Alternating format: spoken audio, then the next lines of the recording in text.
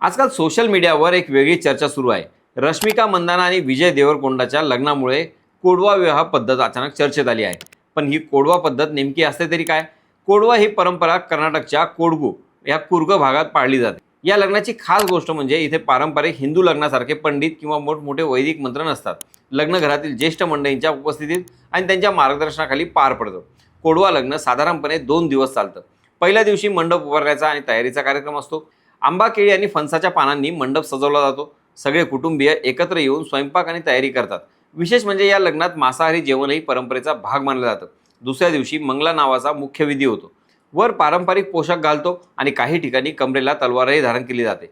मंडपाकडे जाताना केळीच्या खोडांची रांग लावली जाते आणि एकाच वारात ती कापण्याचा विधी केला जातो. त्यानंतर वर आणि वधू मंडपाभोवती फेऱ्या मारतात, एकमेकांना हार घालतात आणि ज्येष्ठ मंडळी त्यांना आशीर्वाद देतात. या लग्नात आणखी एक खास परंपरा आहे.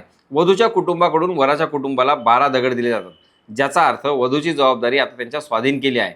म्हणजेच साधेपणा, परंपरा आणि कुटुंबाच्या सहभागातून पार पडणारा हा कोडवा विवाह सोहळा आजही आपल्या वेगळेपणामुळे खास मानला जातो.